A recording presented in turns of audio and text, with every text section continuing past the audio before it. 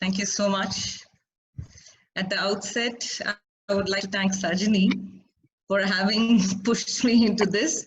She was the one who said, you need to be one of the speakers, you have to be there, and the school would love to have you. And it is truly overwhelming to see such a wonderful response this evening. And we will be going through a slideshow, and that is how the presentation is going to happen today. And at the end of the presentation, I will be taking some questions. You can type your questions in the chat window, and Aniket will be consolidating them and giving them to me. And if you want to privately send your questions on the chat window, you're most welcome to do that. And my email ID will also be shared with you at the end of this presentation. Thank you so much. Thank you so much for being here this evening.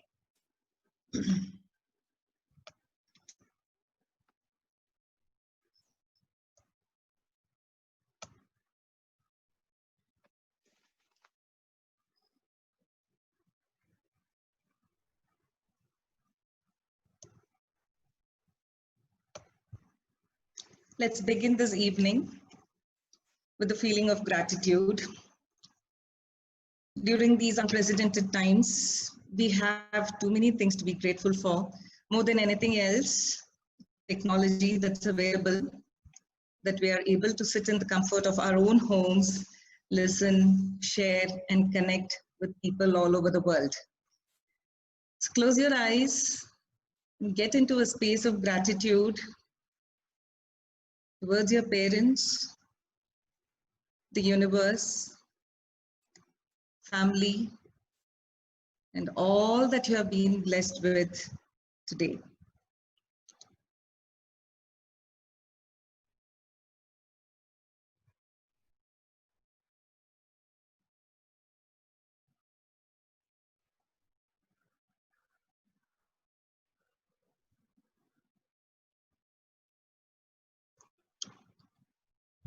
The topic for this evening is understanding the soul's journey through past life regression. We will be making an attempt to understand to whatever extent it's possible for us. The soul's journey is unique, and it is very special for each and every one of us. Sanatana Dharma says that things are true beyond time and space, and it is the ever-existent truth. Gradually, science is approaching the truth, and they are coming together, which is truly a blessing for us. The karma cycle is what takes over when we talk about birth and death. Karma is the reason for happiness and sorrow. The birth and death cycle goes on and on till we learn our lessons. We will look at it in detail from a more scientific perspective in the slides to come. So what goes around comes back. And in the Bhagavad Gita, Lord Krishna has mentioned this many a times to Arjuna. So this shloka that you see on the screen right now is one of the very important shlokas where the Lord says the body is like a piece of cloth. It's old and worn, and then the soul wears another set of clothes. And that's how the soul's journey goes on. Now we slowly move to the most awaited hero of the evening, Dr. Brian Weiss. Dr. Brian Weiss was a meritorious student right from his childhood. He went to Columbia University and then to Yale Medical School to do his medical studies. And he's the chairman of psychiatry at Mount Sinai Medical Center in Florida today. He's a best-selling author, and he was known for a very special reason, which we will see in a few minutes from now. Doctor is a Jew by birth, so he had no clue about past life, next life, etc.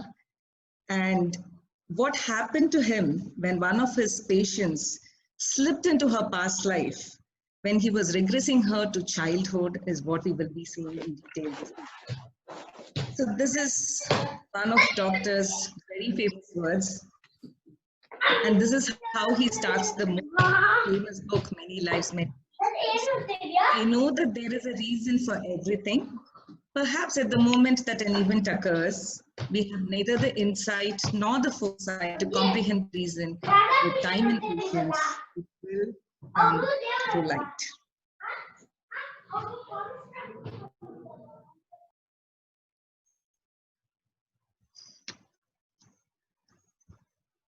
So now we move to Catherine. And if you look at the screen, those are some of the fears she had when she met Dr. Brian Weiss. Right from darkness to water, to death and dying, to airplanes, sleepwalking, and swallowing pills. She was scared of water to such an extent that she was not ready to swallow a pill.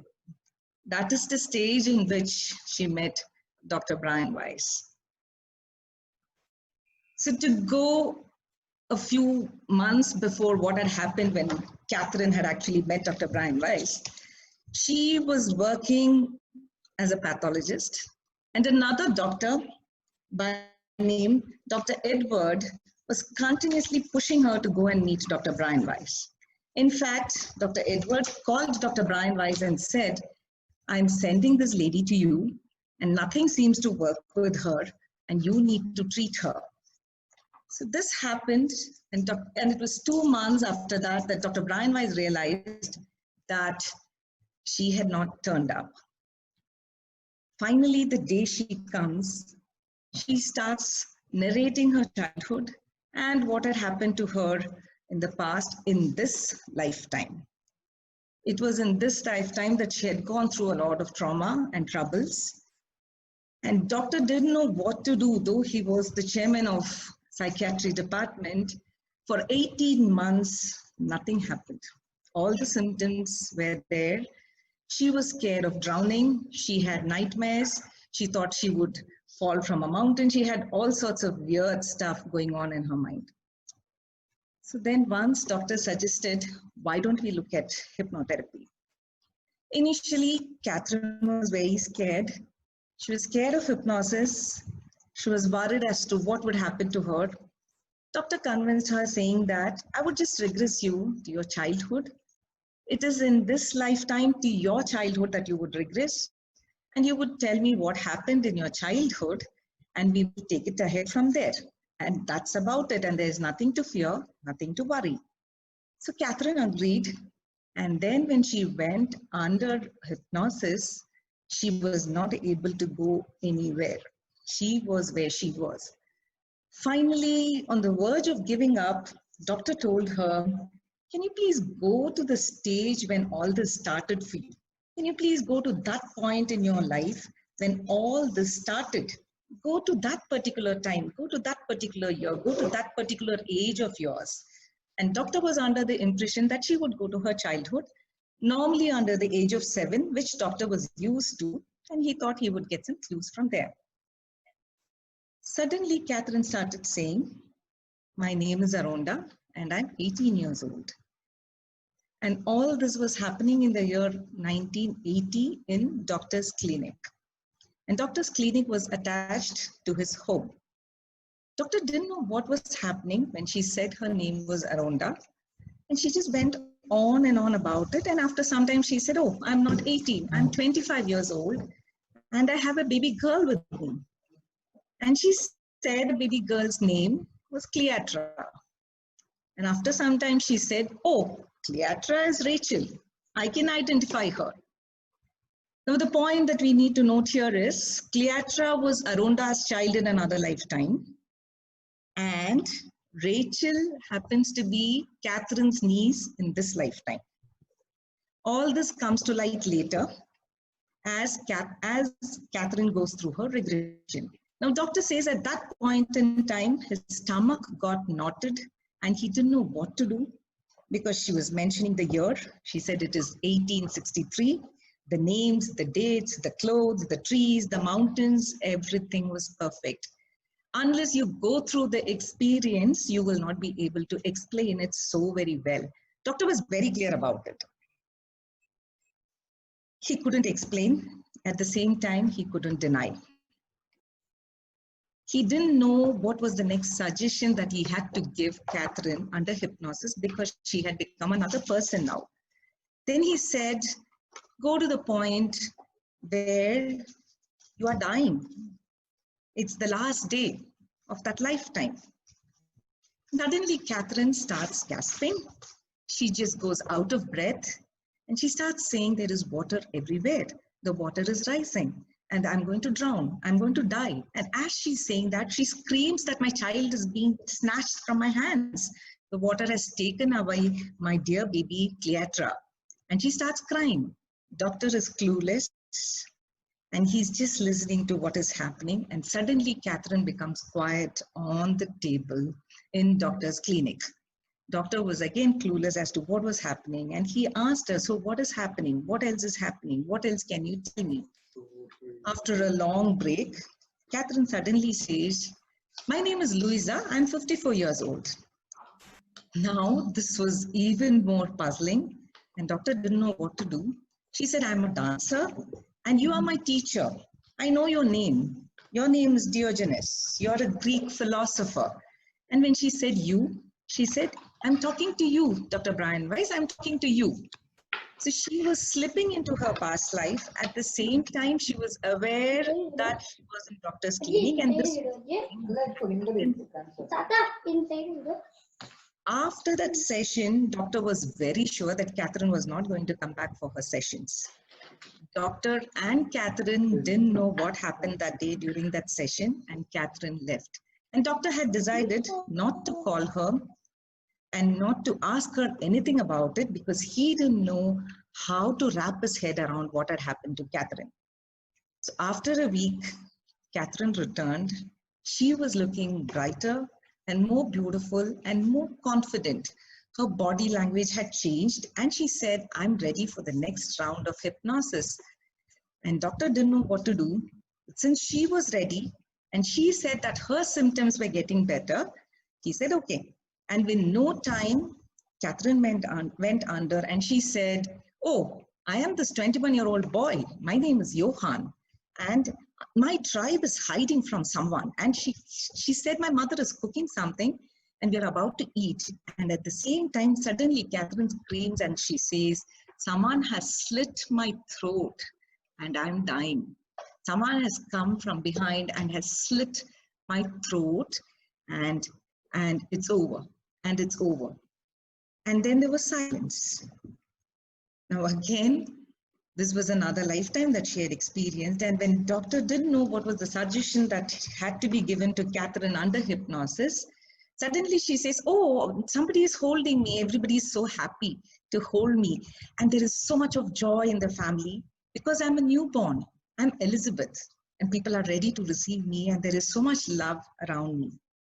And that lifetime gets over. And gradually she says, oh, I'm this little girl, Abby. And my father has punished me and he's put me in a dark room. And it's so dark and I'm so scared. So these are some of the lifetimes that Catherine started saying under hypnosis at Dr. Brian Weiss's clinic.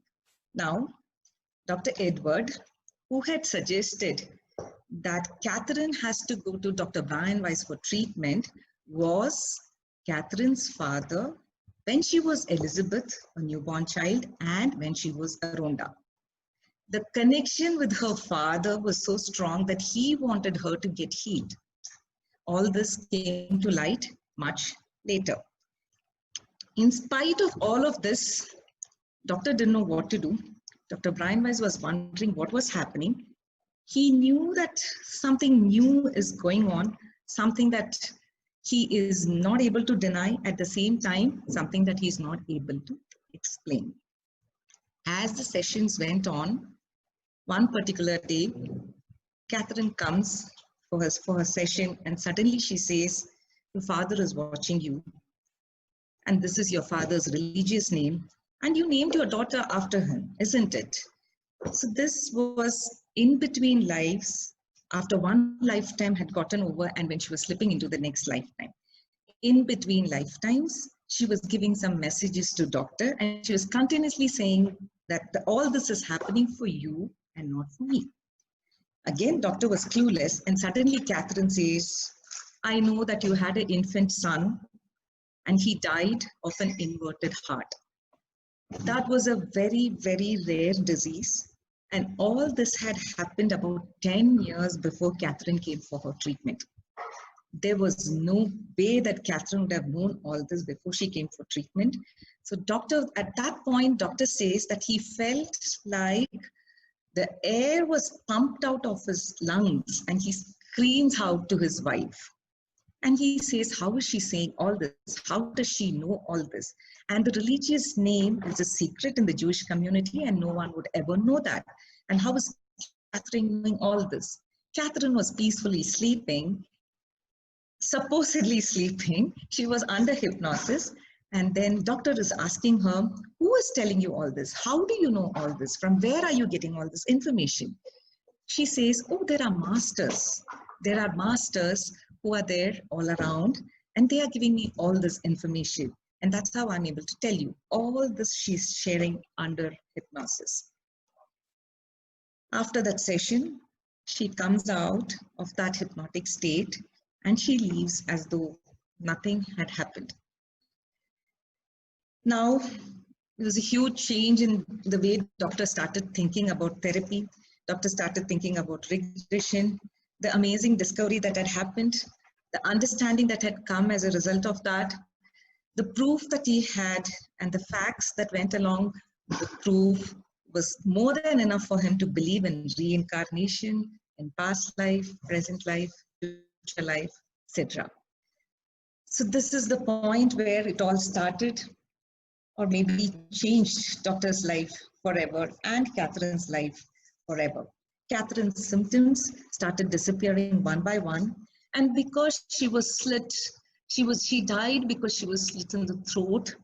In one of her lifetimes, she couldn't wear a high collar, or she was not ready to wear any jewelry around her neck. She carried a lot of trauma around her neck, and that had completely disappeared. She became a very, very confident person after this. Now, all this happened under hypnosis. What is hypnosis? What does it mean? Hypnos is a Greek word, and it means sleep. It is not the deep sleep that we get into every night.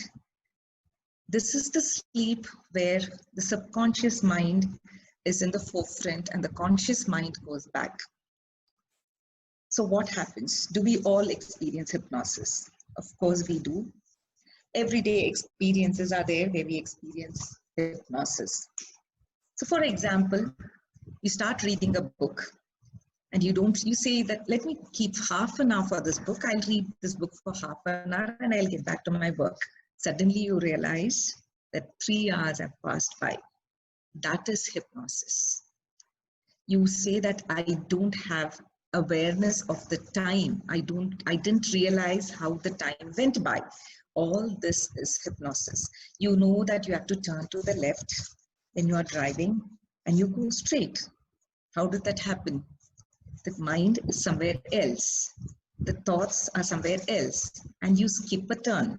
That's again another example for hypnosis. Now, if you look at the third statement on the screen, it says something called hypnagogic state. Now, what is a hypnagogic state?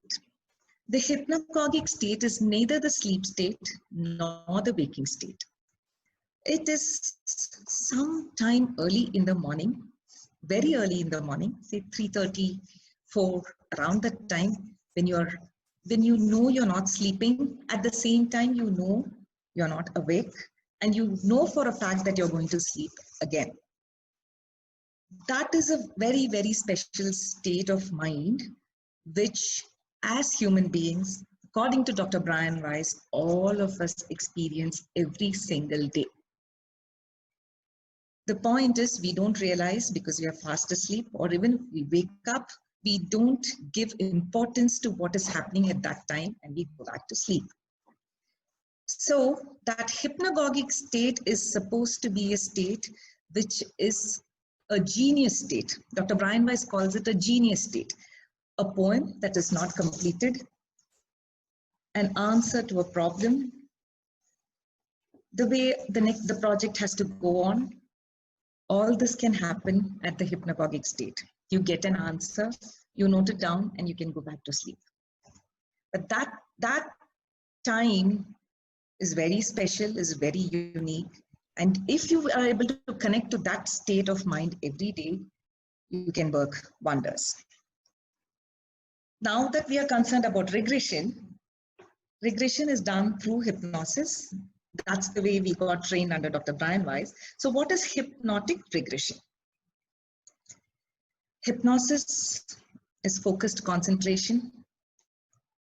The subconscious mind of the client is in deep conversation with the subconscious mind of the therapist. That is what happens. So the conscious mind is on the back burner. Hypnotic regression can be compared to a magical forest.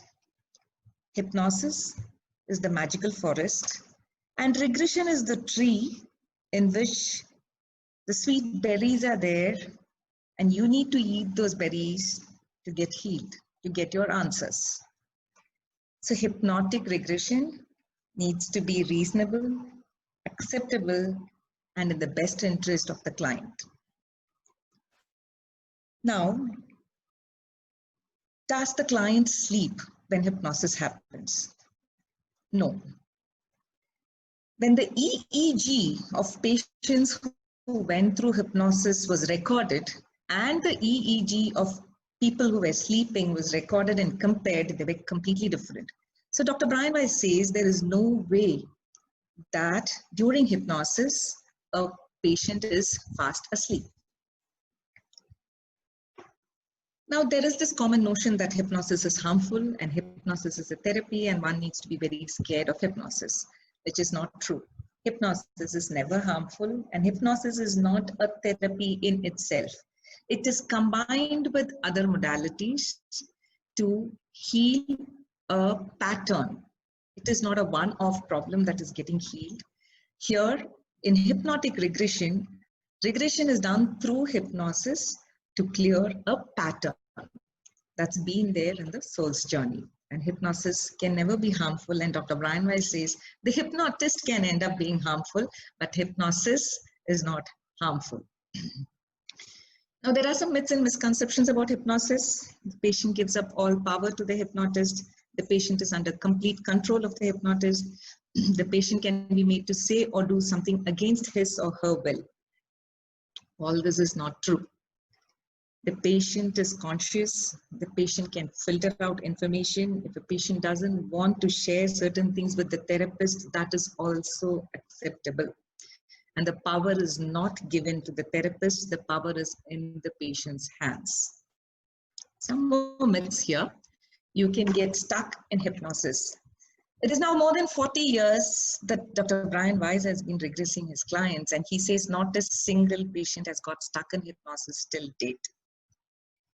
They've all come out of hypnosis much more calmer, peaceful, much more happier, and feeling the sense of being healed. Do they all regress to a past life? Not necessarily. But physically, the body gets a decent amount of rest during the hypnosis. And then when they come out of hypnosis, they don't feel stuck at all. Hypnosis is truth serum. No, not at all. Whatever you want to share, when you are going through hypnosis, you can share with your own therapist. If you don't feel like sharing, that is also acceptable. Whatever the patient says holds good during a hypnotic regression session. The comfort of the patient is the most important thing to be taken into consideration for the healing to be at its best. Only a small percentage of certain types of people can be hypnotized. Yes, about 20% of people go into a hypnotic state instantly. About 60 to 65% of the people need the literature, need the understanding, need the comfort, need the security with the therapist, and then of course they can be hypnotized. The rest have a block. They have this feeling that no, nobody can hypnotize me. A very small set of people are there like that, which is fine. And they can deal with their issues through other means of therapy. Now we spoke about hypnagogic state. The time somewhere between 3:30 and 4 in the morning, when you know you're about to wake, you know you're awake, at the same time you're not fully awake. So there's a very interesting story about Thomas Alva Edison. We know that he was the one who invented the light bulb. So Thomas Alva Edison was extremely aware of himself, and what he did was when he came to know about this hypnagogic state, he would get up from bed and sit on a comfortable chair and hold a few ball bearings in his hand. And then he would keep a metal bowl next to his chair. If he falls off to sleep, his hands would open and the ball bearings would fall into the metal bowl, making a huge sound and wake him up. So he wanted to be in that hypnagogic state, and he knew something special, something amazing was going to happen. It was in that hypnagogic state that he invented the light bulb, which we are all enjoying today. So that is the speciality of the hypnagogic state, and all of us can access it without an exception. Now, this is a very common thing that happens. When someone is hypnotized, after hypnosis, they end up saying, I wasn't even hypnotized, I heard every word you said. So the patient is supposed to hear every word, supposed to respond, but from the subconscious mind. That is the whole idea of hypnosis. Now, what does a past life regression session do? People say, don't look at the past. Don't look at it. It's not going to help you. But there are some wounds, some trauma, something that is coming from the past, which is holding us back today, which is blocking us, which is not allowing us to move ahead in whatever we want to do today. So a past life regression gives you access to the pattern of a problem and helps you uncover it. What happens when you regress? You get access to your own subconscious mind. You are able to access another lifetime, and you are able to understand the pattern that is coming in the soul's journey, and you can heal yourself. Regression to childhood. Regression to childhood is very helpful. Under the age of 7, the blueprint is already made as far as relationships, career, health, and finances are concerned. And so when you regress to childhood, you access a particular event or a particular experience that has happened as a child, and it stays, it goes deep into the mind. And sometimes you assume that it is a past life problem. It can get healed by regressing through childhood itself.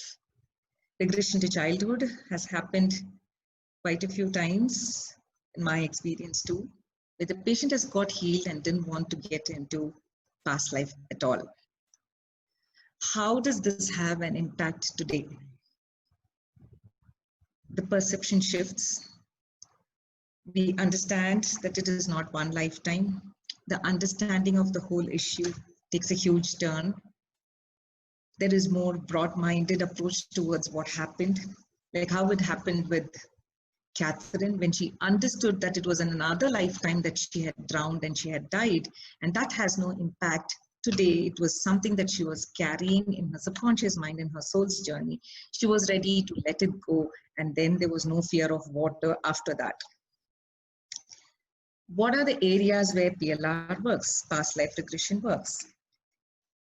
It works in the areas of health, relationships, career, and finances.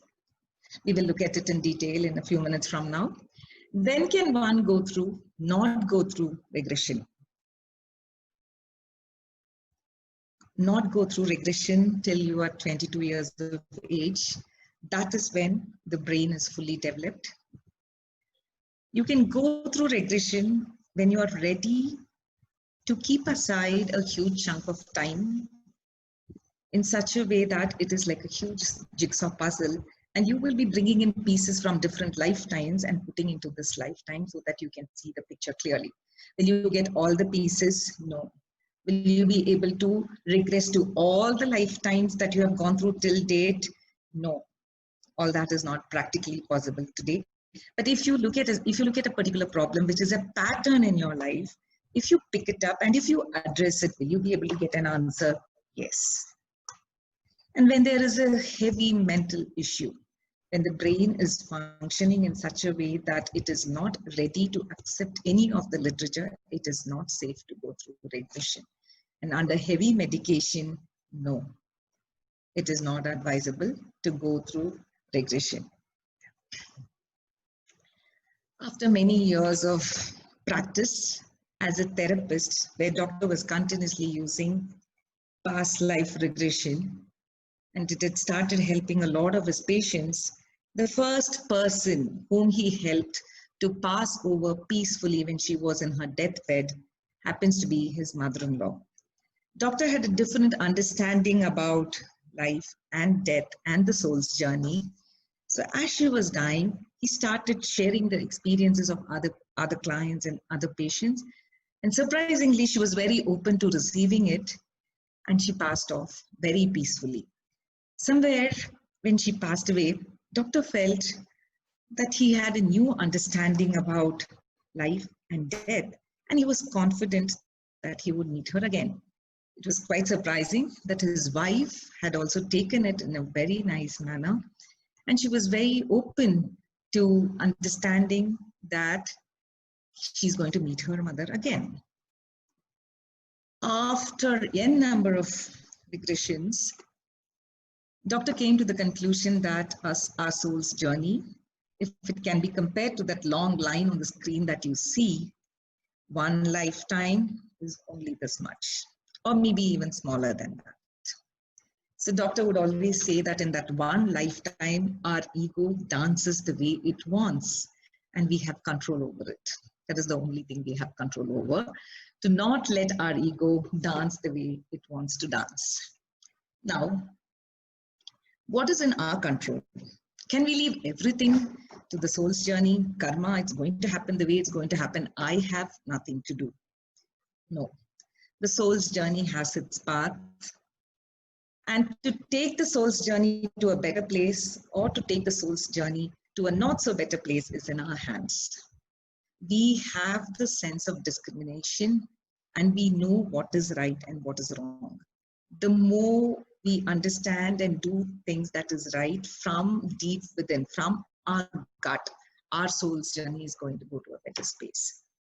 And we know when we are hurting someone, when we are not doing the right thing, we know the soul's journey is on the downward path.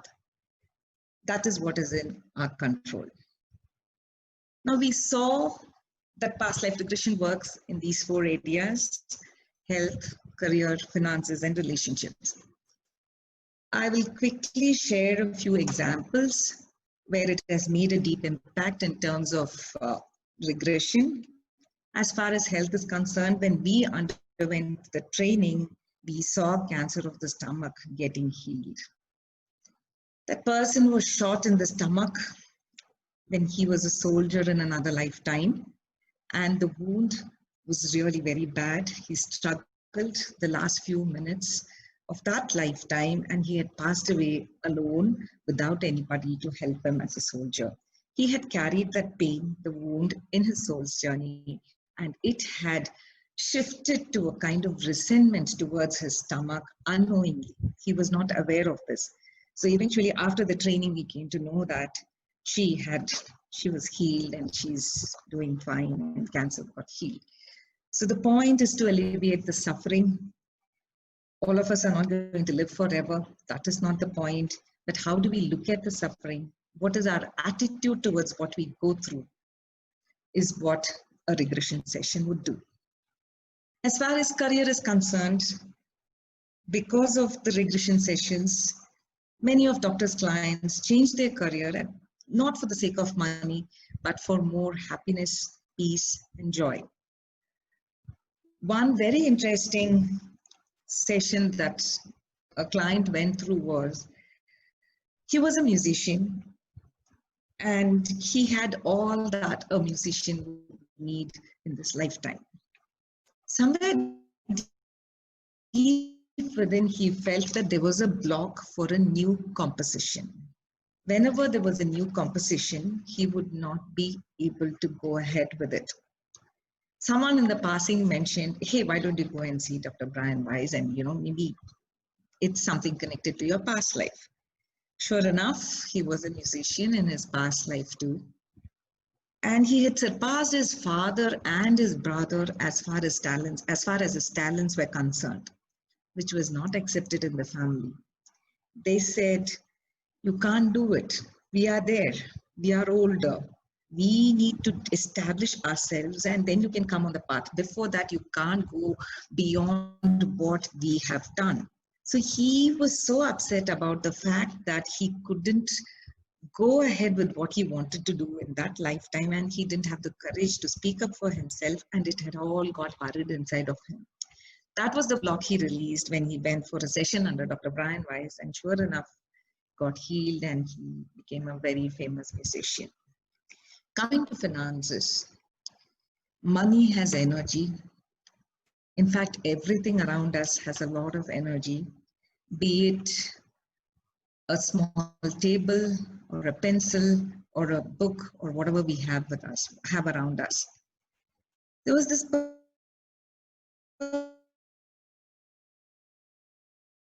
understanding who would want to help others. At the same time, money would not stay with him. He would get some money today and he would be under the impression that he would invest it in some place, or he would buy something, but that wouldn't happen. Money never stayed with him. And he went to Dr. Brian Weiss, and he figured out that he was a very rude money lender in his past life. He had troubled people around him to pay the interest on time, and he was never respecting money in his past life. That had traveled to this lifetime, and he was going through what he was going through in this lifetime. Eventually, he got healed and he had the understanding, and he went on with his lifetime most successfully. Relationships, that is the biggest one, and that is the most popular one with Dr. Tu. It's a very tricky one. It's very difficult to see your child as your boss in another lifetime. It's very tricky to see your spouse as your next door neighbor. It's very tricky to see your parents as your teachers and so many other relationship dynamics. There are loads of examples as far as relationship is concerned. Doctor has healed a lot of patients all over the world as far as relationships are concerned. A very interesting experience was when Doctor was in France, and he had to regress a patient who couldn't speak English. So Doctor had to take an interpreter with him for the session. And as the session was going on, the patient under regression started speaking impeccable English. So the interpreter started translating that to French. And Doctor had to stop him and tell him, listen, I understand English. And eventually, Doctor said that the interpreter fainted when the session was going on, and Doctor could bring out a lot of stuff from his patient's life and bring about an understanding in this lifetime. So there are many, many stories, real life incidents, I can't call them stories, where Doctor's daughter, Amy, has compiled them into a book called Miracles Happen. Clients who have gone regression under her father's students, the experiences are compiled into a beautiful book called Miracles Happen. Now, in between lifetimes, Catherine would say these lessons are for you. You learn them. It is for you. You understand them. So what are the lessons that we need to learn in this lifetime? There are quite a few, but the few that we are going to look at today: love, forgiveness, and patience. When it comes to love, it's not about loving others around us. It is about loving ourselves enough that we claim our own voices, we speak our own truth, and at the same time, we are kind and we are gentle towards people around us. Again, there are many, many incidents where Doctor made people claim their own voices, understand the relationship, and then become a better person in this lifetime. Forgiveness. It's a very tricky one. We assume that we are in a superior position when we forgive someone. And forgiveness has a lot of conditions to it in our own minds. So Dr. Vendaya says forgiveness is like having poison and expecting the other person to die.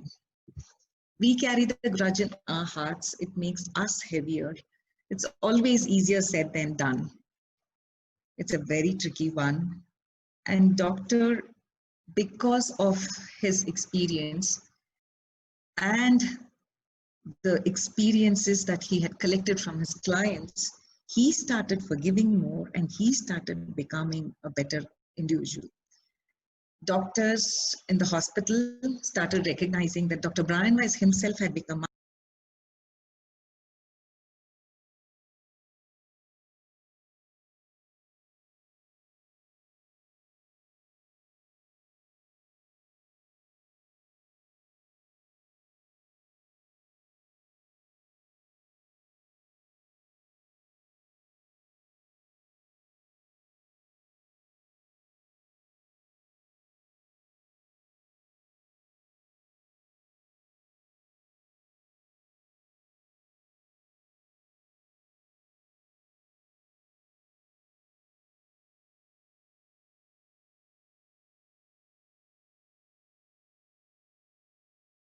and hurt them.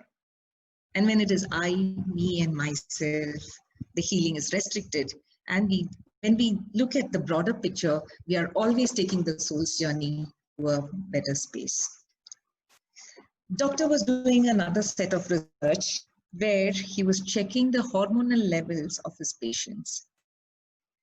Eventually, he came to the conclusion that the oxytocin, serotonin, endorphin, and the dopamine had all gone up for the patients who underwent regression and who felt more calmer, who were more loving, who were more forgiving. Especially with forgiveness, all those who were willing to forgive and who were able to let go, their positive hormones were increasing day by day. At the same time, when some of his patients were very adamant about not letting go and they didn't want to go under hypnosis and they said they will not be able to forgive certain people in their lives, their cortisol levels were going up. This was the research done by Dr. Brian Weiss himself. Now, what happened to Catherine? She's healed, she's happier, and she's healthier. The coffee shop she used to go to had a different meaning for her because people around started saying, "Where were you? We have never seen you here before." She was going to the same coffee shop for more than 7 years, but nobody recognized her. Now her aura, her energy levels had changed. They had shifted. She was feeling more comfortable with herself and she's doing good. Now the story of what happened to Doctor when Catherine came to him and the discovery of this whole therapy called past life regression is completely recorded in this book, Many Lives, Many Masters. This book is downloadable for free on the net, and it talks about how Catherine met Dr. Brian Weiss and how it changed both their lives. The other books are Messages from the Masters, Through Time into Healing, Only Love is Real, and Same Soul, Many Bodies. Messages from the Masters records all the in-between lifetime messages. Doctor has compiled all the messages from his patients. The in-between lifetimes, when they had messages, he has recorded them, and that is compiled into a separate book, Messages from the Masters. Through Time into Healing gives the technical side, what happens during regression. There is a lot of technical understanding to regression and hypnosis. Only Love is Real is a very interesting book where Elizabeth and Pedro were undergoing sessions under Doctor and they were regressing to the same story. So now Doctor knew that they were connected in another lifetime, but because of the confidentiality that he had to keep up, he was not sharing it with them. Eventually, they met at Doctor's clinic and they got married and they are living happily now. Same Soul, Many Bodies talks about future progression. Is about progressing to a future life where you have a choice and you choose the right path for yourself. Now, doctor is doing a lot of research on depression, anxiety states, sleep disorders, Alzheimer's disease, and brain chemistry. He still does his training twice a year in New York. This is a place called Omega, a very beautiful place, and he says that it is closest to his heart till date. Dream recall. Doctor says, keep a notepad by your bedside, and as soon as you wake up, please write down whatever comes to your mind. It's part of your dream. It's gibberish. It doesn't make sense. Doesn't matter. Just put it all down. A very interesting incident that happened was with a lady who had dreamt of thousands of ants on a terry towel. It didn't make sense to her. She just wrote on a piece of paper, thousands of ants on a terry towel. She saw that in her dream. The terry towel, every thread of the terry towel had ant inside it. She said, that dream is really weird, and what does that mean? I don't make any sense out of it, but still she wrote it down. And as she was writing, she said, oh, Aunt Terry. Suddenly she remembered her aunt, whose name is Terry. She said, Aunt Terry, let me call up Aunt Terry and ask how she's doing. And when she called her up, her aunt did not respond. She did not pick up the phone. So this was a cause of worry, cause of concern. And then she called up.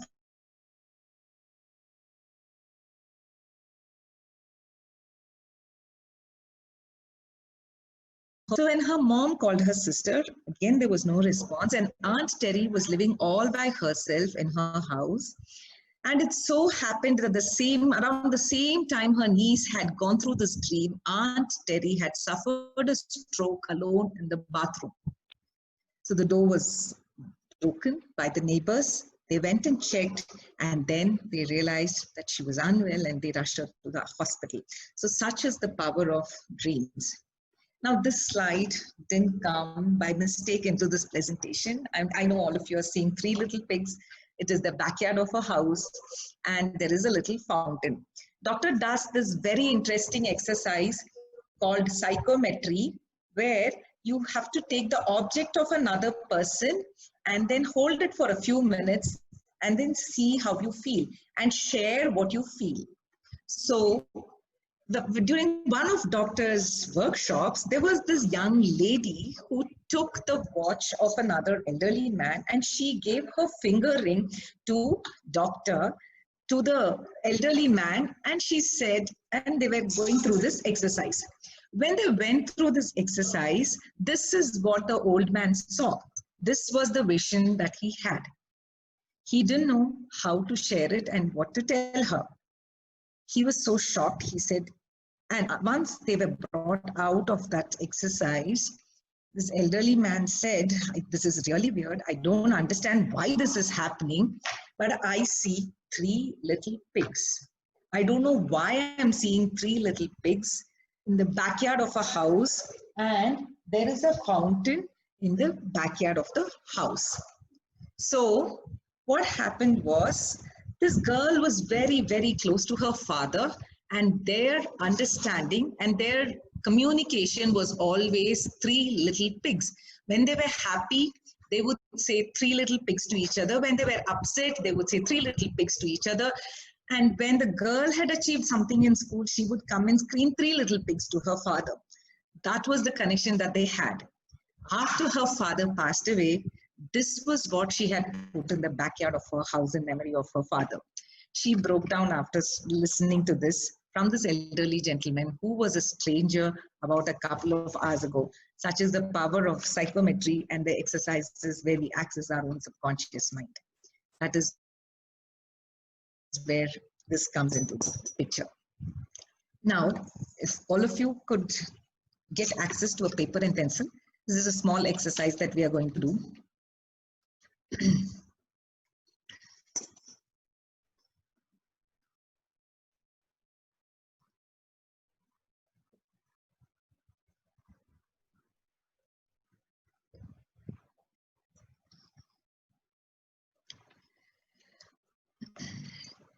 So you're comfortable.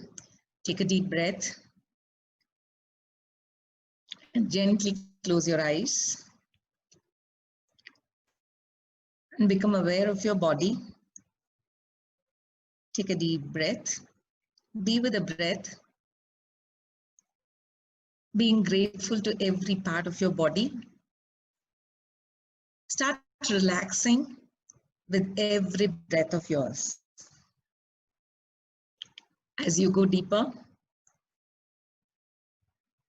start getting into a state of gratitude and awareness, and slowly allow your subconscious mind to access your childhood. A very joyful, a very happy, peaceful experience from your own childhood. You're very happy. Look at yourself as a child. Look at yourself being very happy with your siblings, friends, family, having a great time. Maybe you're 7, maybe you're 6, maybe you're even younger. Doesn't matter. The subconscious mind knows to access the right experience for this exercise. It's a very happy experience and you're doing great. You're so happy, so joyful. You're skipping and hopping and jumping and running. It is that stage of your life. As you become more and more aware of your body now, relaxing your hands and legs and feet and neck and shoulders and your back, allow your subconscious mind to access this beautiful experience from your childhood. Let it do its work and take a few minutes to get access to that particular experience. Let it be. Don't worry whether this is the right one. This is the wrong one. No, I'm not sure. Let it be. Whatever comes, let it come. It's the right one. Your subconscious mind knows what to do. It's way too powerful. Allow the access. Let it come up.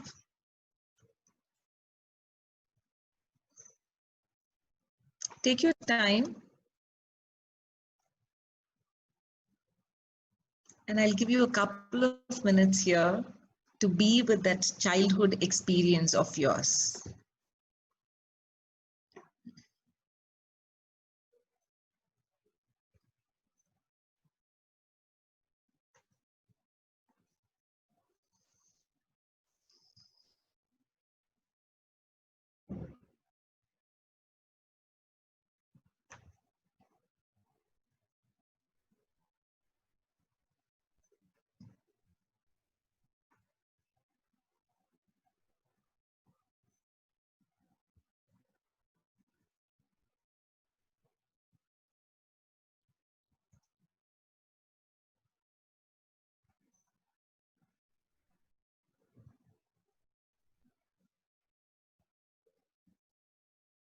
Now you may slowly open your eyes and gently come back to the room.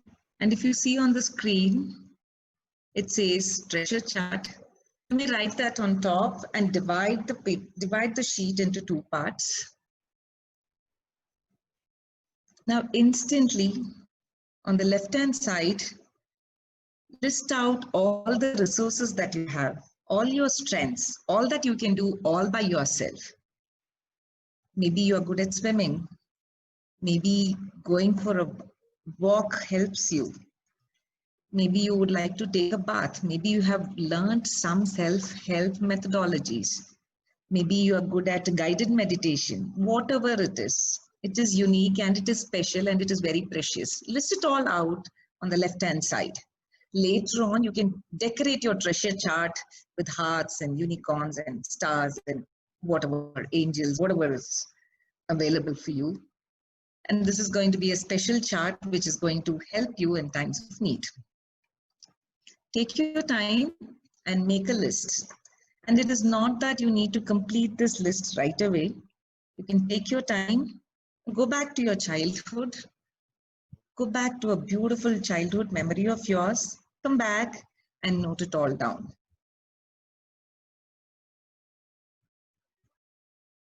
And on the right hand side,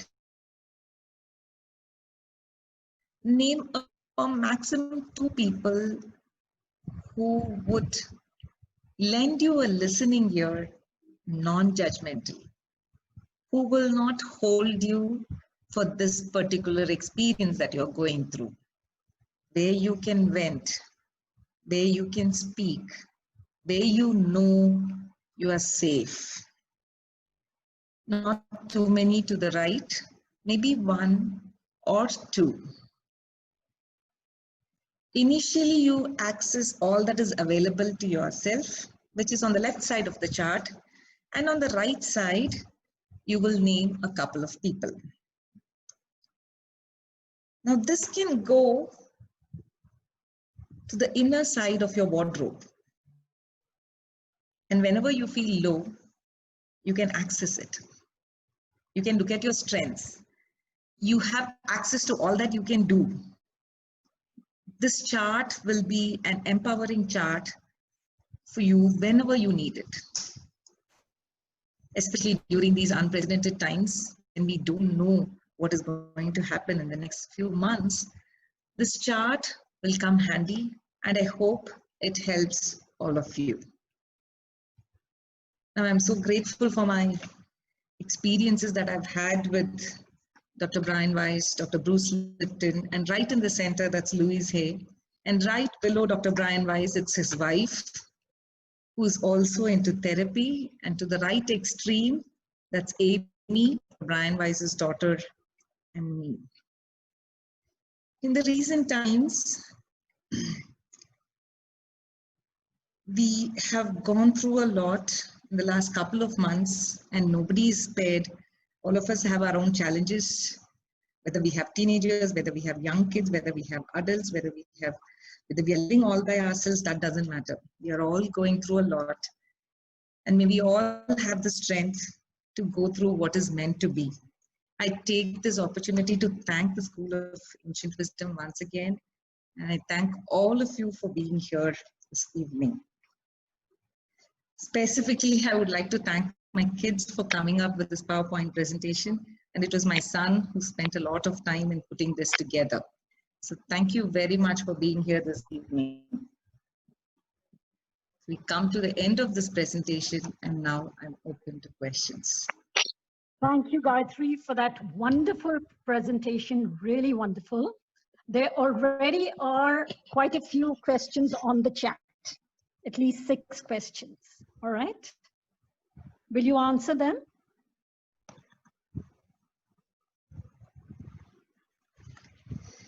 Okay, there are some questions that have come in on the chat window, which I will start answering one by one to the best of my ability and whatever I have understood. Do patients remember what they have shared during hypnosis? Yes, they do. Yes, they do. So after the regression session, they share it with the therapist if they are comfortable to share the whole experience, and the therapist and the patient, they put it together. They do remember, and sometimes what happens is a few days after the session, they go through a continuation of that past life, either in a dream or in that hypnagogic state. That can happen.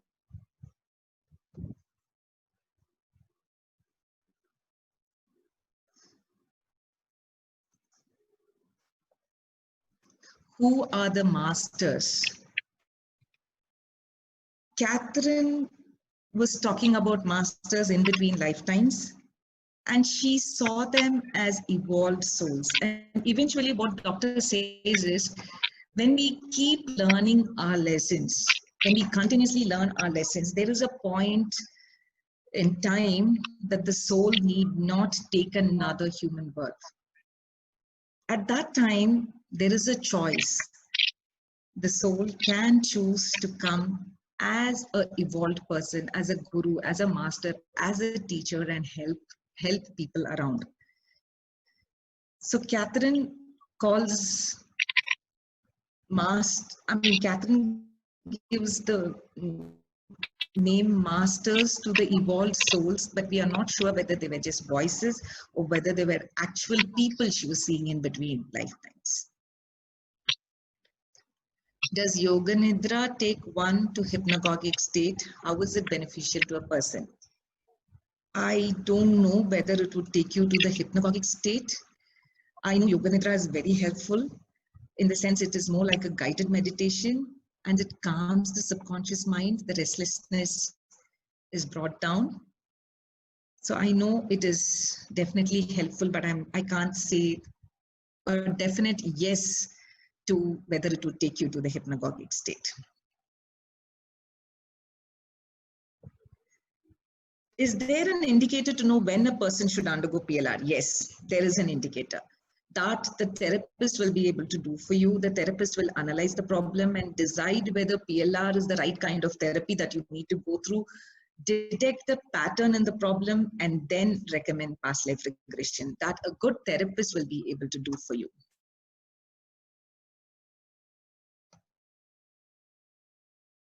If it is same soul, many bodies, how many times does it take to complete one cycle? There is no answer to it. Nobody knows. Nobody knows. It's our own karma. It's our own way of looking at life. It's our own attitude. There is no definite number for that. Does one feel intimidated with seeing a past in everything, that the world may not be relatable anymore? Is that a normal feeling? Okay, that's a very interesting question. So according to Dr. Brian Weiss, he says the first 4 sessions, we are not supposed to take the patient under hypnosis at all. There is a lot of literature that he has given. And what is hypnosis? What happens under hypnosis? Whether they feel safe under hypnosis, and then they go under hypnosis. They can feel intimidated by a very difficult death, like drowning or someone, like the way it happened for Catherine. All that is very difficult to see. There is no doubt about it. The therapist needs to understand that that was another lifetime and this is a different lifetime.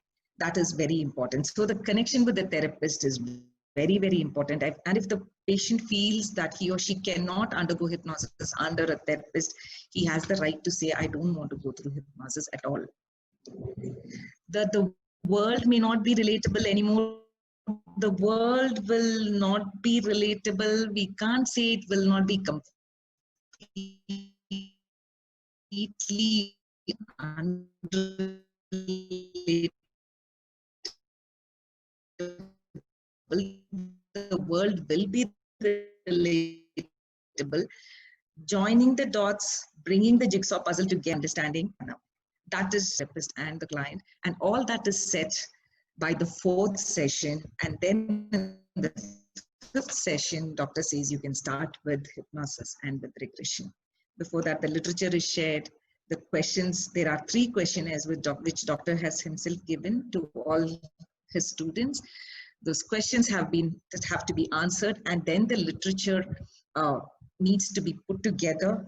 The regression literature needs to be put together. It is unique to every individual. The therapist needs to do that, because when the literature is done, one can say that you're walking by a beach. That particular client, had he or she undergone death because of water, will not be able to stay in a calm state by the beach. So it is very unique, and one needs to go through the literature time and again before getting into the actual session.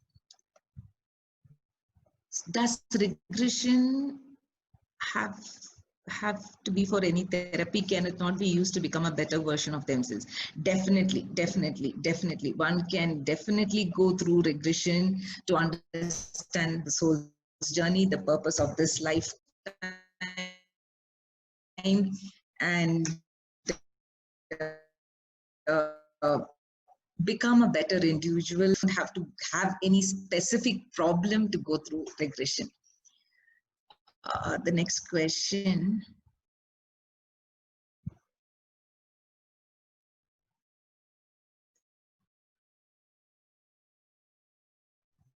regression on themselves.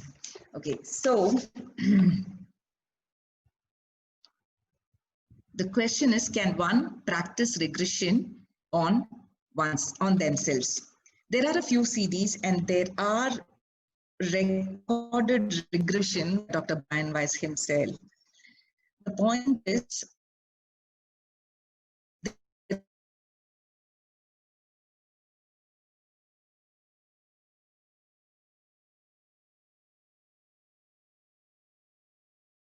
time, come out of it, understand what is happening. That may not happen at a very great intensity. Definitely healing can happen and you will feel far more calmer. But at the same time, the intensity with which you are looking at regression with the therapist may not be as effective when you're going through regression all by yourself.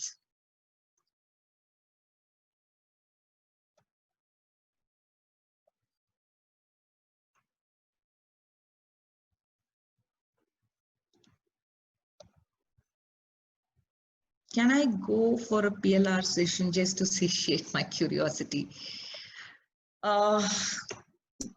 Yes, you can, but it will not be only your curiosity. You will definitely open a can of worms, which you're not aware of right now at a conscious level. You will open a can of worms, and it is your responsibility. It is the therapist's responsibility and your responsibility to close the can of worms properly. That is where it will be helpful.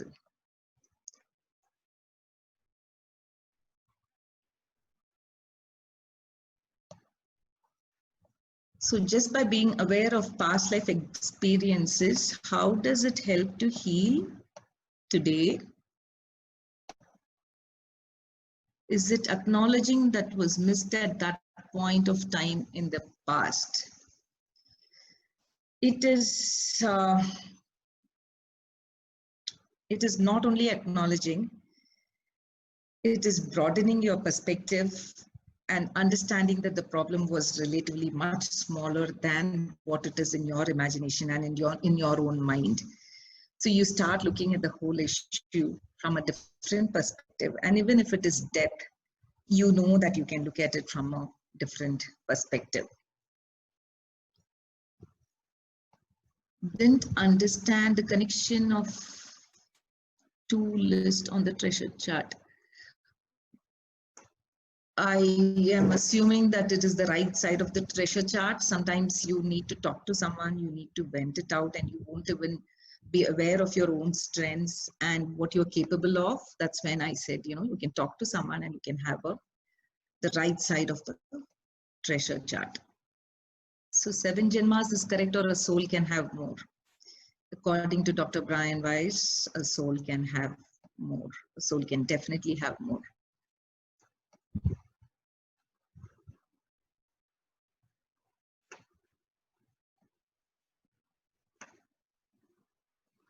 Have you personally regressed anyone into their past life? Can you narrate what happened? So as a therapist, we are supposed to maintain a very high level of confidentiality when we regress our patients. I can share one particular incident where the regression happened to childhood. A very evolved person came for a session just to understand the purpose of this lifetime. That was his reason for traveling all the way from another town and coming to Bangalore and going through the sessions. He was very evolved, very understanding of what was happening in this lifetime. And he had read a lot of sacred texts and Upanishads, and he was evolved in his own way. The only issue that he had was tonsils very often, and he would take antibiotics, and he had got it operated a few times. So what had happened was he didn't understand why that was happening, and when he regressed to childhood, all that happened was he went to a point where he had swallowed the wheel of a toy and it had got stuck in his throat. He was just 4 years old. So under hypnosis, he went to that particular experience, went through the whole experience, And then under hypnosis, he saw his parents crying, and that it was in a very, very delicate spot, and it couldn't be operated and things like that. And suddenly one day, when he was playing with his toys, he threw up after having food, and the wheal came out of his throat. So the domestic help who was cleaning the floor, I believe she screamed and she said the wheel has come out, and everybody started crying, and the doctor was so happy. And that incident had stayed in his throat for the longest time, which is why he was manifesting tonsils time and again. Thankfully, after that, he has not had tonsils, and to this day, he feels that the childhood regression has helped him, and he didn't want to get into a past life after that. So that is one personal experience that I've had, and there are many others, but due to confidentiality, I'm sorry, I won't be able to share intense past life regressions that have happened to some of my clients.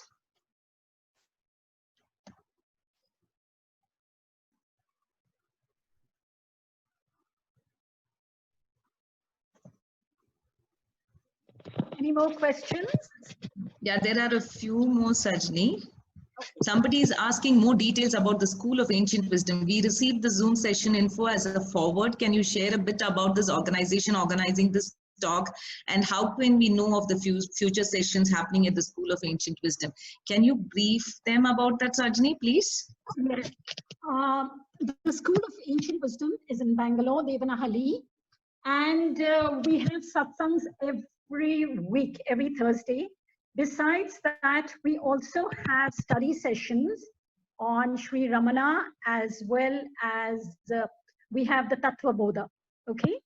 Now, those of you who would like to get information about our programs, kindly send us your telephone number and we'll put you on our WhatsApp group. Okay. Just send them on the chat right now. Okay. Over to you, Gayatri. Sajni, can you please give a contact number or an email ID they can write to? Okay. Yes, I'll do that. I'll do that at the end of the session. Someone yes, Aniket will send that out. Okay. To yes. We'll continue with the questions, Gayatri. I don't think there are any more questions. Sajni, if anybody wants to ask a question right now, I'm more than happy to answer it. We have 5 more minutes. Okay. Any more questions? My questions are not answered. Ms. Gayatri, there's one question without the name. Okay. It says, I have a pattern. I am dependent every day on my husband to sleep. Is it connected to my past life? It could be. It could be. I can't say it will definitely be connected to a past life, but it could be connected.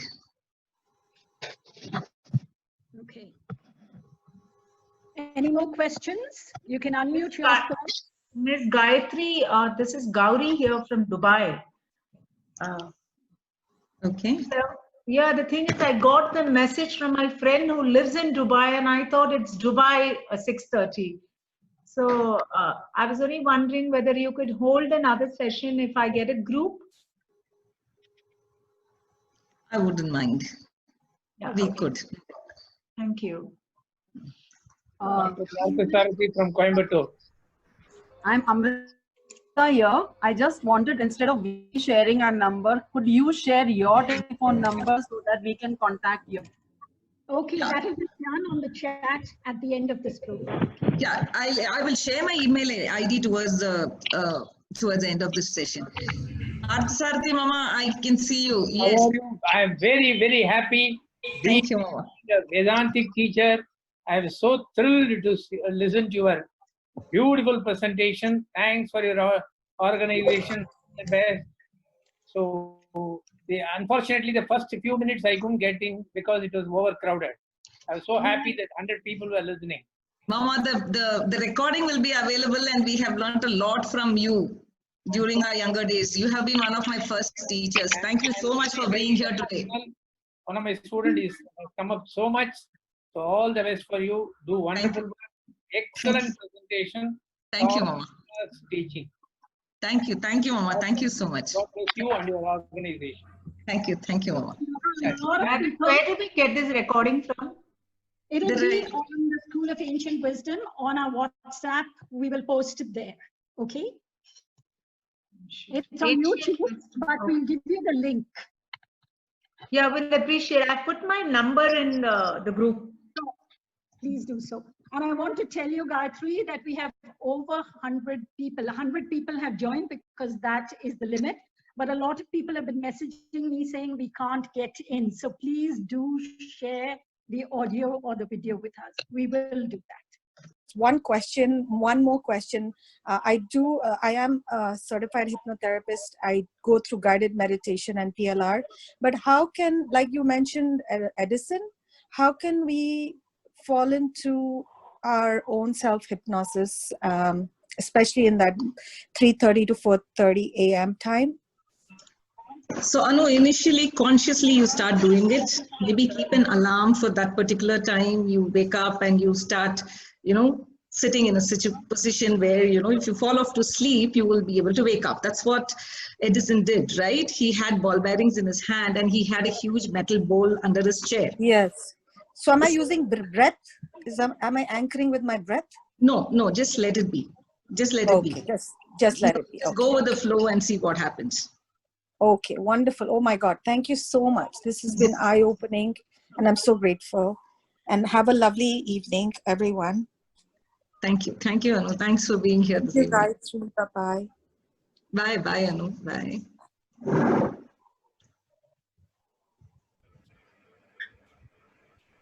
Hello, Gayatri. Yes? Can I share a question, please? Sure. Yeah. So, you were talking about things that patients get to share with the therapist, right? Yes. And you also said that there are a lot of things which the patient need not have to share with the therapist. Yes. So yes. Sometimes my question is, what happens to those things that the patient doesn't share with the therapist? So they find the answers for themselves, Prabha. Oh, okay. Okay, that's awesome. Yeah, they feel that they have got the connection and whatever they have understood during that phase of hypnosis is more than enough for them to deal with the situation that they are going through currently. Oh, okay. That is really awesome. Yeah, so they don't feel the need to share it, and that needs to be respected is what Dr. Brian Weiss says always. Okay. So I had one more question. Sure. I do a lot of yoga nidra and stuff like that. So in yoga nidra, we address conscious, subconscious and unconscious mind. Yeah. So here you were talking about subconscious mind, but through regression, is the unconscious mind also touched? Yes, for some people it gets touched. Okay. And doctor says whatever helps you, go ahead with it. Okay. No, because in yoga nidra we touch between the conscious and the subconscious. We don't touch even the subconscious also. It's between that state we reach a state of relaxation. Okay. But there are 3 types of mind. That is, the unconscious mind is also there is what is believed in yoga. I mean to say, not the physical asanas what we do in the theory. Yeah. So that was what I was curious to know, that through regression, do you touch upon the unconscious mind also? So very, very honestly, Prabha, what happens is doctor says don't get into too much of analysis of all of that. Okay.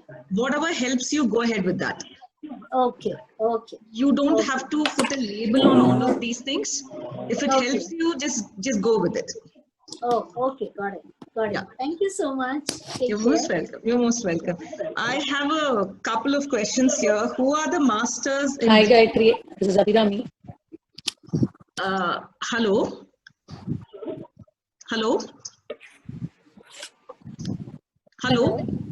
Yes, go ahead. Hello, Gayatri. I have a question. Yes. I'm sorry, I heard someone by name Abhirami. Yeah. So, Abhirami, can you please go ahead with the question? Yeah, I just have a question. Like you mentioned that some a portion of people will not be able to, get hypnosis or hypnosis. Yeah. I have gone through that. So how to overcome that? So I'm a psychologist by profession, okay, and I have done my NLP. During any of the sessions, I was able to learn. But when somebody tries to practice that and then show a demo on me, that doesn't work. So how do we handle this, or how do we overcome it? Yeah. So when I went through the training under Dr. Brian Weiss, there was this therapist who had a similar experience like yours. She was able to do a lot of good work with her clients, and she couldn't regress herself. Okay. She was not able to regress at all. So doctor brought her on the hot seat, and what happened was, as doctor was counting backwards, in therapy you start counting backwards for someone to relax. And as the counting started, she went off to sleep. And eventually doctor regressed her to a state where in her childhood she had undergone tonsil surgery, and the doctor had mentioned to her that when I'm counting backwards, you will fall off to sleep. So she had the strong childhood belief that whenever the counting happened backwards, she has to sleep. That was a deep programming inside of her. Okay. So doctor had to reprogram her, saying that even though I'm counting backwards, you will not sleep. Okay. And on the hot seat, she was able to regress. So we don't know what is there in the background and how it could be dealt with. There could be n number of reasons for us to go ahead with this. Thank you. Thank you. Thank you. Thank you. Yeah. Hi, Gayatri. Yes. This is Usha, and I have three quick questions for you. First of all, thank you very much for this thought-provoking talk. Really, really enjoyed it. And I had read Many Lives and Many Masters and Same Soul, Many Bodies. Okay. So I was totally fascinated with the idea of past life regression and the progression therapy too. Now, my first question is there a connection between chemical imbalance in the brain and this therapy, past life regression therapy or progression therapy?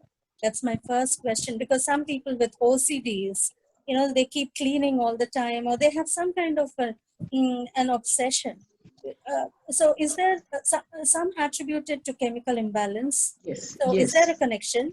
Yes, Number two, there is a connection. is there any drugs associated with this kind of therapy? When you hypnotize somebody? That's my second question. The third one is it possible to have some kind of training with Dr. Brian Weiss? Because I'm completely fascinated with the idea of this kind of therapy. Yeah, so chemical imbalance, first question was about chemical imbalance, right? Yeah, right.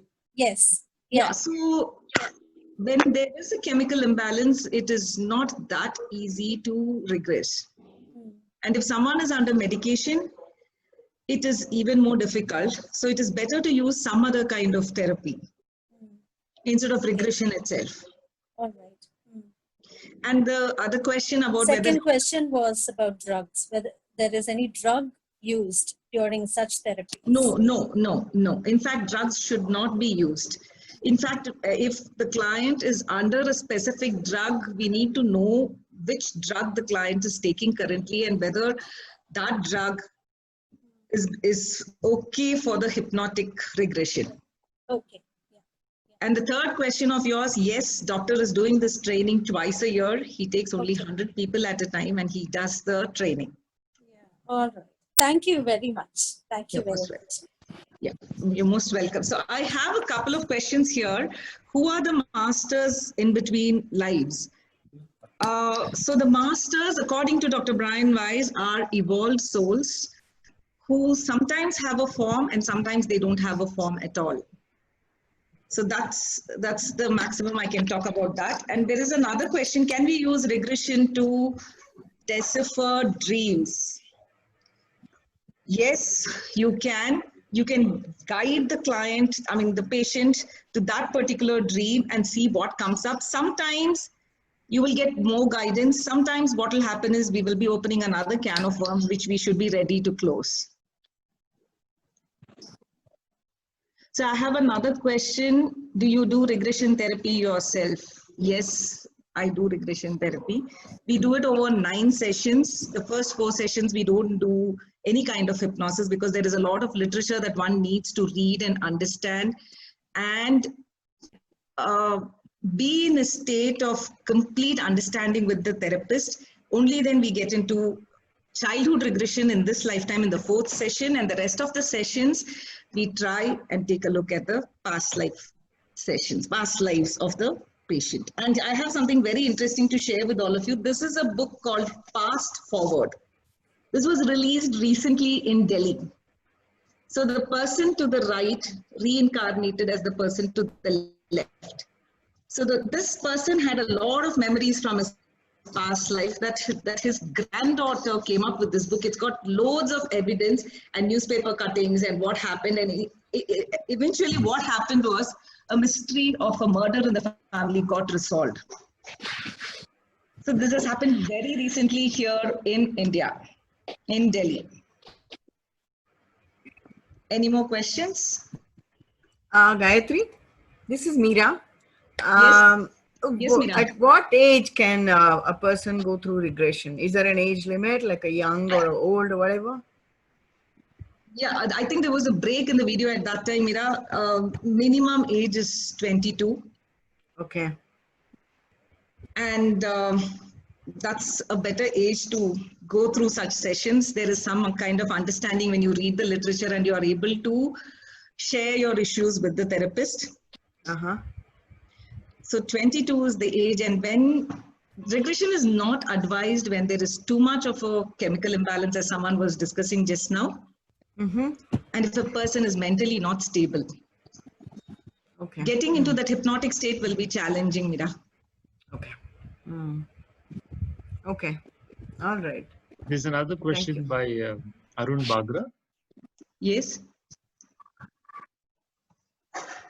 Hypnotic state, is it akin to Brahma Muhurtam? Hello? Hello? Hypnagogic state? Yeah, hypnagogic state, is it akin to Brahma Muhurtam? Yes, yes, yes. In fact, in the Dakshinamurti Stotram written by Adi Shankara, the first stanza itself talks about the hypnagogic state.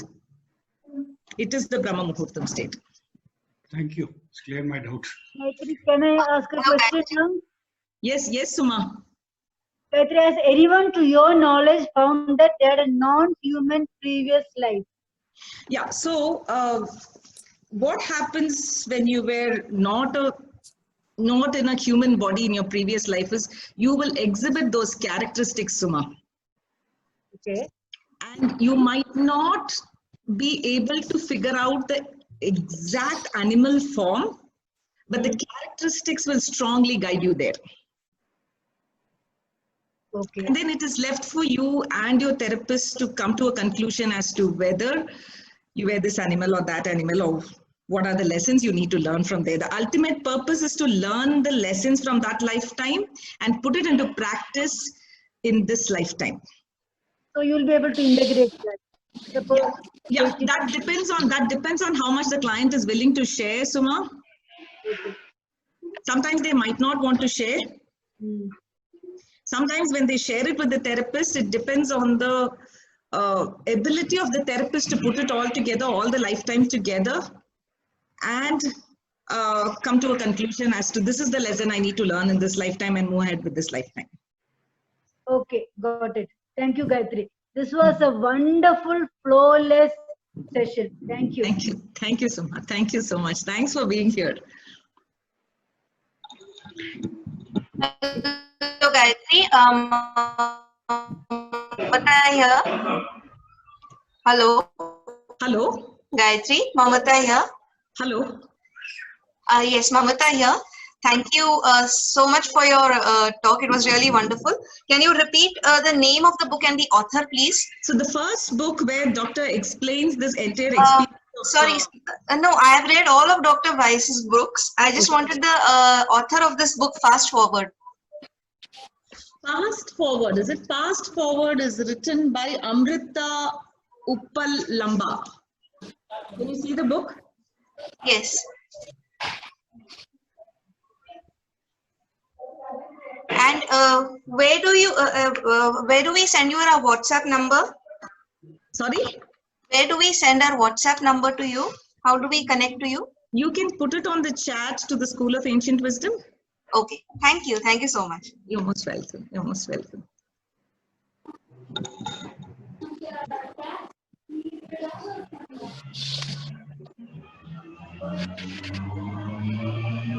Okay, so does anyone have any more questions to ask? Hi, this is Hema. I have one question.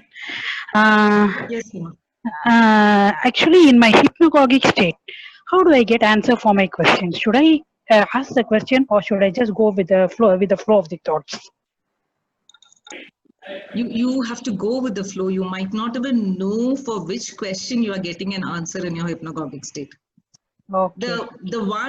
The one strong indication that it is your hypnagogic state is that you will be surprised by yourself. You will surprise yourself in a very big way, and you will wonder where this is coming from. Okay. That's a strong indication that you were in that hypnagogic state. Okay. So I have another question. In your regression, during your regression, have you met anyone from future? No, we actually, during the training, doctor did future progression for us. That is only for you to choose a path. Okay. So you have generally you don't see people. Oh, okay. It is for you to choose the right path. Okay. Okay. So there are a few more questions. Does this regression also show something of our future? There is something called future progression, and yes, it could show you of just 1 minute. Yeah, it could show something of a future where we have a choice. Which path do we take and how do we go ahead with it? That is how future comes into the picture. There's another one. Does this regression also, no, can a dementia patient undergo hypnosis? No, not advisable at all. Dementia patient, not at all. Yeah. Anything else? Yes, Guy. Is that Lata Shivaprasad? Yes, yes. Yeah, yes, please go ahead.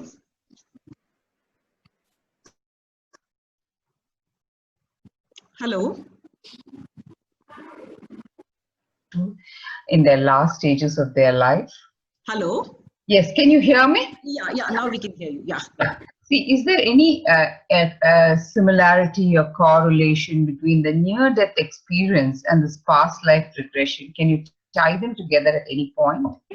Yes, so Dr. Brian Weiss's own brother, Dr. Peter Weiss, is a very famous oncologist.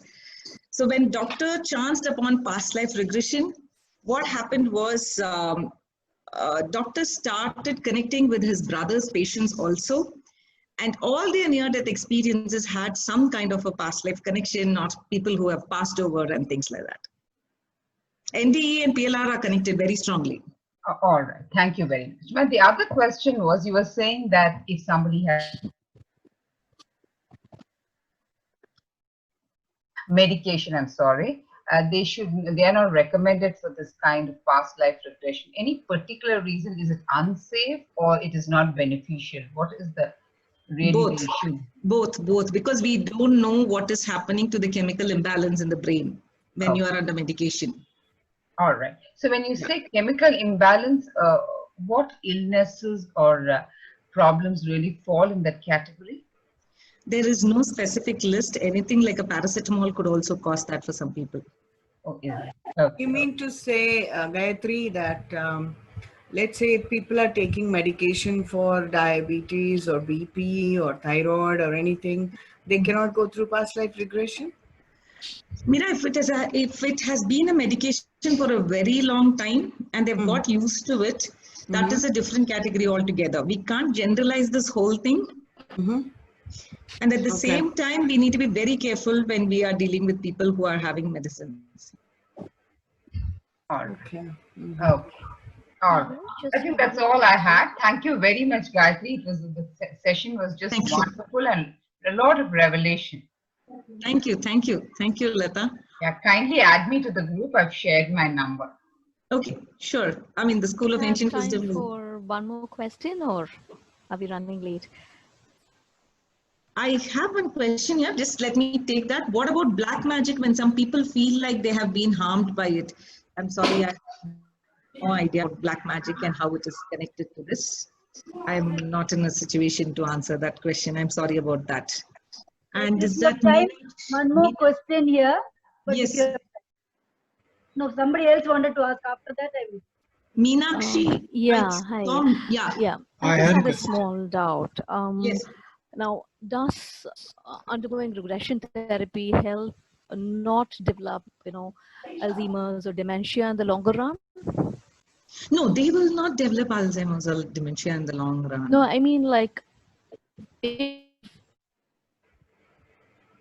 somebody takes the, regression therapy, can it help can it help prevent dementia or, Alzheimer's, the common, things we see as you grow older today, Parkinson's, Alzheimer's. So yeah. So what happens is when you undergo regression, out of curiosity, there is no specific reason for you to go through regression, but still you want to go through regression. What happens for sure is the body starts relaxing a lot more. Maybe you will slip into a past life, maybe you might not. There is no guarantee about that. Some clients have slipped into 3 past lives in 50 minutes. So you never know what is going to happen. But at the same time, one thing is rest assured is the body starts feeling far more lighter. Your understanding about one lifetime starts broadening. Your behavior changes, your immunity levels go up. So I presume that it will definitely have some effects on the physical illness. Great. I think then more people need to be aware of this. Hopefully. Thank you, Gayatri. Excellent questions, answers. Chemistry, physics, biology, psychology, all in one lecture. We have another question from Shilpa. Hello. Yeah, I wanted to ask. You said there was a person who had he had a money spending. He couldn't retain money, and once he went into regression, he was able to save up. He was able to change. Shilpa, you're not audible. Yeah, the audio is very... Karma, right? Bunch of interest. So that's why he was suffering. So how can regression help in that? I'm sorry, the question is not clear at all. Yes. I see the question on the chat, madam. I'm asking. It says, do we have to be a counselor or study psychology to become hypnotist or past life therapist? Could not save. Not necessarily, not necessarily. Like he used to. If it is meant for you, it will come.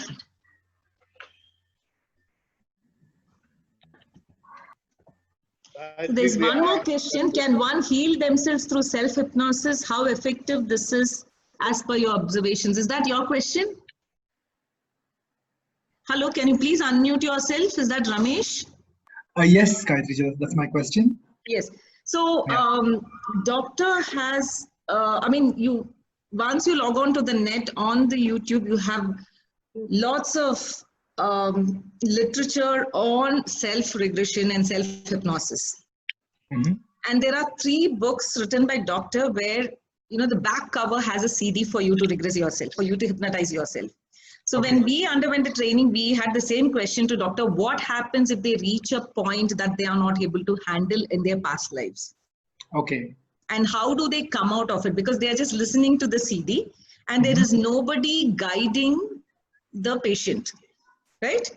Mm-hmm. So according to doctor, till now, it's been almost 40 years since doctor has been doing this therapy, this hypnosis, regression, whatever we may call it. There has not been a single incident where the patient was not able to handle himself or herself. Okay.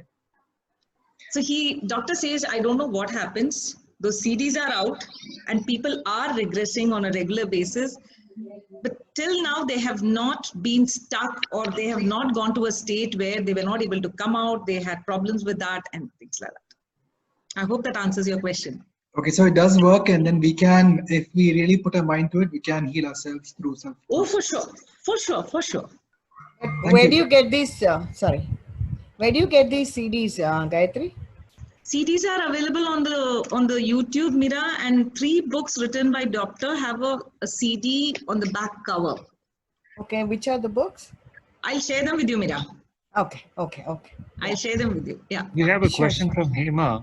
What happens to soul of people in coma? Have you come across any souls in your regression? I think she asked you this. Sorry, what happens to the soul? What happens to soul of people in coma? Have you come across any souls in your regression? Coma is the state of the body, right?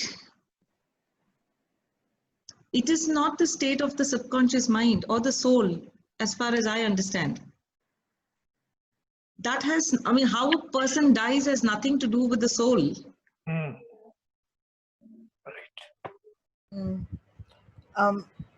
Gayatri, one of my friend's wife, she's in coma for about maybe from 2007. Okay. And till now, she's alive, but she's, she's like a vegetable. So you think regression works on her, or? No, Mira, I can share something here.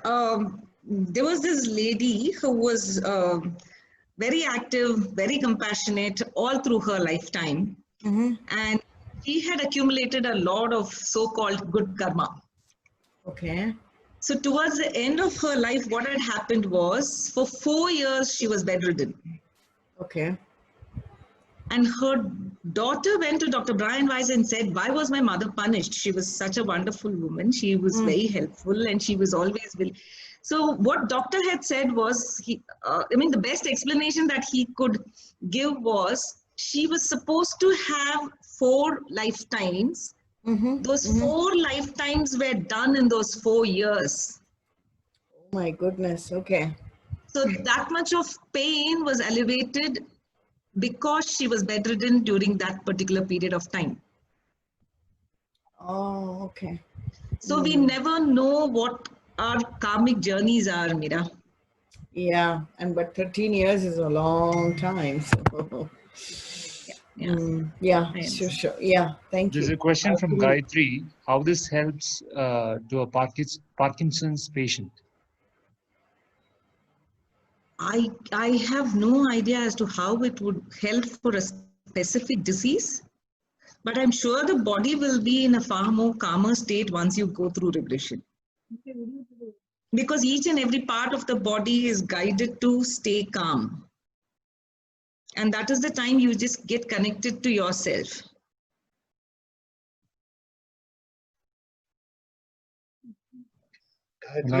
Another question? Yes. Yeah. Sir, go ahead. I wanted to ask a question about karmic journey you talked about. You mentioned incidents where one patient has revealed multiple lifetimes. So has there been any visible progression in that, linking it with the theory of karma, that you accumulate good or negative influences and that determines what you get reborn as? Yes, to some extent, when you go through the 9 sessions of regression, you understand what your karma has been through your lifetimes, how many ever lifetimes you regress to. And then when you start putting it like a jigsaw puzzle in this lifetime, you see things from a different perspective completely.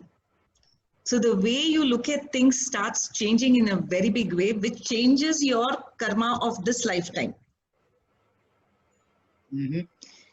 So automatically it has an impact on your future lives too. I hope I have answered your question. Well, in a way, yes. I was just wondering whether there are really been examples of people who have progressed from one station in life to either a superior or an inferior one because of what they did in their life, whatever it might be. Oh yes, for sure. There have been lots of cases. Some of them have been mentioned in the book written by Doctor himself. Because of what they had done in the past, like I was mentioning about this money lender, money would never stay with him because he was a very, very tough person in his past life. He used to torture people when he lends money. And that obviously had an impact on this lifetime. Money would never stay with him. Thank you. You're most welcome. Gayatri, could it be only that, the lending, or could it be the childhood messages that money doesn't come easy? Could that be also a problem? It could be. It could be anything, Mira. It could be anything. We can't say that this is what it is. So for each person, it is different. Each person is different. That was just an example that I picked Yeah, up. I understand. Yeah. Thank you. Thank you, really. And how did regression help him? He was not able to save money. How did regression help him? That is his karma. No, the thing is, money would never stay with him. So when he regressed, he realized that he was a money lender and he had tortured people around to give the interest and things like that. And when he realized that, and as I had mentioned, money has energy, and that's how money was not staying with him at all. So, but he has to go through that karma of not having money for some time, right? To cancel that karma. Yes. No other go. No other go. Yeah, there is no choice. There's another question by Shiv Energy Healing. When I was a child, my neighbor friend's elder sister tried to hypnotize me with some set of instructions. Has this affected me? I have a strong feeling to get this clarified. I don't remember much. If you're not bothered by it, why worry? Okay. So I think we no more have questions from the participants. Okay. Does anyone have a question? I think it's 8 now. So yeah, can I ask his last question, please? Yes. I am Ram This here. is one last question. Yes, I am Ram here. Yes. My wife used to talk to her dead brother using a notebook, and he writes and he gives a lot of good advice. Okay. But refrains from speaking of the future. But he did help sometimes for a critical situation. Can this be same as the therapy what you're talking about? So according to Dr. Brian Weiss, whatever helps you, he says, go ahead with it. It could be anything. It could be a dream. It could be your hypnagogic state. It could be someone from the other side giving you messages. As long as it is helping you, because she could connect with her brother so easily. Yes. She was able to get the answers. Maybe she won't be that comfortable when she goes to a professional therapist. Okay. Can I ask one question? Yes. May I ask one question? Sure, please go ahead. Yeah. What I wanted to know is that if I get, I go through regression, can I get some clues of course correction in this life so that perhaps my next life will be better? Because you said that, karmic balance, like being a money lender and things like that. So is it possible to have that kind of, what do you say? That kind of, can you get some hints to improve the behavior in this life now? Definitely. Your perception starts changing. Okay. And as if you had seen that slide, if your soul's journey is this much. Yeah. Only this much is there. Yeah. So he would always say, in that little short period of time, our ego keeps dancing way too much. Yes. So you see, the thing is that if you don't have any ailments and imbalances and things like that, age is no bar, I guess. You can go through regression and find out things. And if you don't have any problems and fears and phobias. Yeah, you can just go through it just out of curiosity.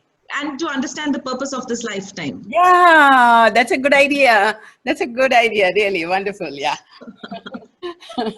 Thank you so much. Thank you, Gayatri. Welcome. Yeah. Bye. Does everyone have a purpose, or some people have just come to enjoy and cancel the karma? Even when we are cancelling the karma, we have a purpose, Shilpa.